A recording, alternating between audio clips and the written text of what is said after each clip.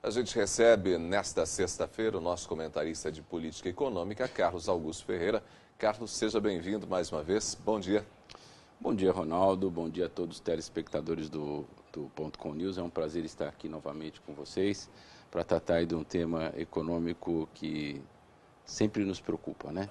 Bom, nós temos no Valor Econômico uma informação que já foi bastante discutida, ou tem sido bastante discutida, que é o déficit do governo para o ano que vem. O mercado está prevendo um déficit do governo central em 2017, inclusive acima da meta. Explica para a gente que meta, assim, na verdade, que déficit é esse e o que isso significa na prática, Carlos? Ronaldo, o déficit de que trata o relatório Prisma, ele sai todos os meses e ele é produzido pela Secretaria de Política Econômica, que é um órgão vinculado ao Ministério da Fazenda, né? Ele difere, na verdade a discussão toda é que ele difere da Lei de Diretriz Orçamentária apresentada pelo governo para 2017 em 31 de agosto. Em 31 de agosto, o governo preconiza que para o próximo exercício o déficit deve ficar na casa de 138, 139 bilhões, né?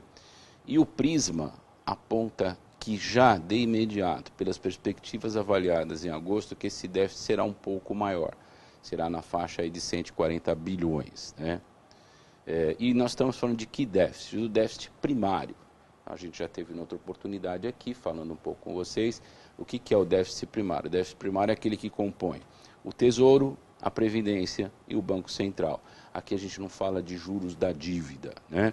Que é o mais básico das contas públicas que nós temos à nossa disposição e que são honrados basicamente com a arrecadação, né? Certo. Então, essa é a primeira preocupação importante de que trata essa reportagem. E qual o motivo do relatório Prisma apontar já esse crescimento do déficit, inclusive acima do que o governo mesmo vem prevendo? Majoritariamente em função do não tratamento adequado das contas públicas, né? Relembro a você que 100% do relatório do orçamento para 2017 pressupõe que a PEC 241, que é aquela delimitação de gastos, esteja aprovada. E ela ainda não foi votada, né? Então, nós ainda estamos seguindo, basicamente, na direção de um processo inflacionário ainda resistente, né? As exportações caminhando muito bem, mas a economia muito retraída. Então, isso agudiza o quadro macroeconômico e a sua projeção para o próximo ano. Então, é bem verdade que, recentemente, o projeto apresentado de concessões em especial pelo presidente, muito interessante, inclusive está na conta do relatório das diretrizes do orçamento de 2017, mas ainda não tem efeito prático para esse exercício. Então, é natural que você vá sofrendo uma agudização desse processo, né? Eu acredito que isso se perpetue ainda até a próxima injeção de liquidez no mercado, que vai acontecer aí com o 13º salário, finais de ano, onde a indústria começa a ter uma atividade um pouco maior. Bom, você falava agora há pouco sobre esse cenário no que diz respeito, inclusive, às dívidas do governo. Me parece que nós temos números também no que diz respeito às dívidas, a relação entre aquilo que o governo deve ter como PIB, ou seja, que o país terá como PIB, e a dívida do país, ela é bastante significativa. Parece que nós teremos um crescimento em 2017. Ronaldo, às vezes a gente se esquece, né? A gente fala de um déficit de bilhões de reais, sem levar em conta que para que você faça frente a isso, tem que vir recurso de algum lugar. Tem que entrar de algum lugar. Se você não está recebendo das suas fontes naturais de receita, isso acaba acontecendo através de empréstimos, né? E, evidentemente, para o governo fazer frente a esse tamanho de compromisso, foi tomado mais dinheiro público, mais dinheiro com dívida pública. Então, só para você ter uma noção, em 2015, a dívida pública era 66% do PIB. Este ano, ela deve fechar em 73 a 73,4%. Em 2017, a projeção é de 78,4%. Isso vale dizer, aí para o telespectador, que para cada R$1 de produto interno bruto, 78 centavos tem de espera de dívida, ou seja, sobram 22 centavos para fazer todo o resto. E todo o resto pressupõe investimentos, etc, etc, etc.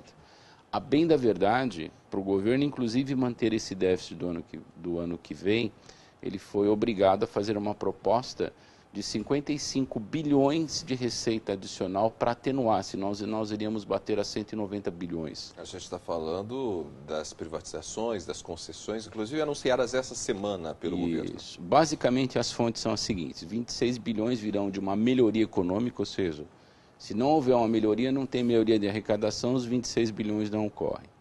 18 bilhões devem vir de processos de privatizações, 5,3 bilhões devem vir de cortes de despesas, 5,7 devem vir parte de dividendos de estatais e parte do Fundo Soberano, aquele que foi anunciado no Meirelles assim que ele tomou posse como ministro. Então, essa é a situação. Nós ainda estamos num quadro bastante complexo, bastante agudo, pressupõe muita cautela. Os empresários devem ter confiança, mas devem ser seletivos no processo de investimento, né? Tomarem bastante cuidado naquilo que vão investir.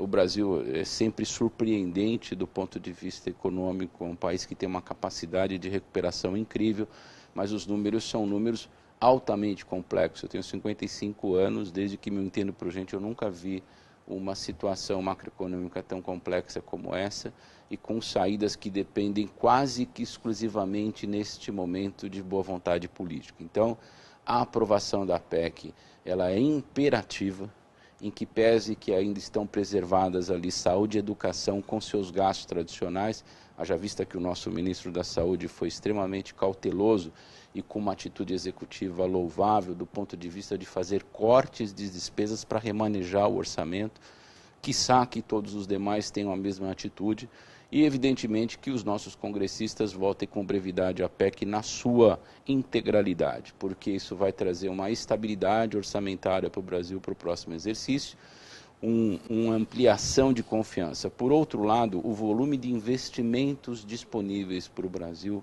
estão absurdos. Só para você ter uma ideia, depois do Brexit, né, o volume disponível de investimento para os antigos BRICS, entenda aí o Brasil aí dentro, está na ordem de 118 trilhões de dólares. É um montante absurdo. Absurdo. Se nós tivermos a competência técnica de atrair 10% disso ao ano, nós vamos resolver a situação do Brasil em 2 ou 3 anos. Eu tenho certeza que o Brasil em 2018, se as políticas públicas responsáveis forem bem seguidas, se os novos prefeitos que estiverem chegando usarem a municipalização como uma base estrutural relevante para os estados, que em 2018 o Brasil vai estar de novo num momento de grande bonança. Bom, mas você citou aí um aspecto que é fundamental, né, nesse momento. Tem que haver muito comprometimento de toda a classe política em resolver o problema, em ter interesse em resolver o problema e, às vezes, até abrir mão das suas motivações pessoais e de seus grupos, dos grupos que eles geralmente representam. Né? Ronaldo, essa discussão toda vem desde lá de trás, né? Desde o momento em que nós fizemos uma troca de governo, esse governo que tem aí 2 anos e alguma coisa pela frente, ele precisa de um pacto em torno de um projeto chamado Brasil, recuperação do país, o país que nós vivemos, nossos filhos, nossos netos. Evidentemente, as convicções políticas e tudo mais, elas precisam sempre ser colocadas porque elas é que fomentam o lado positivo da democracia, mas não apaixonadamente a ponto de não permitir que o Brasil saia desse momento.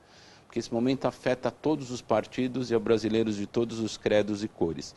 Então, nós temos que nos unir nesse momento em torno de um projeto muito sério, seguir na direção ética. O Brasil está dando um show de ética para o mundo está assistindo um país que está punindo aquilo que está errado, que não está deixando nada escondido, ou seja, que está fazendo uma boa limpeza. Então, eu acho que isso se soma a um potencial muito grande. Os demais países candidatos a investimentos têm debilidades institucionais relevantes em relação ao Brasil. O Brasil é um país que tem essa possibilidade de oferecer transparência e estabilidade para os investidores. Então, a soma disso tudo não ganha o partido A, B ou C, ganha o nosso país. E, evidentemente, as discussões ideológicas, elas devem sim continuar, mas no plano positivo, no plano de um projeto maior. Eu acredito que esse deve ser a nossa direção. Carlos, mais uma vez, obrigado. A gente se fala na semana que vem. Um prazer, um bom final de semana a todos os telespectadores do Ponto Com News.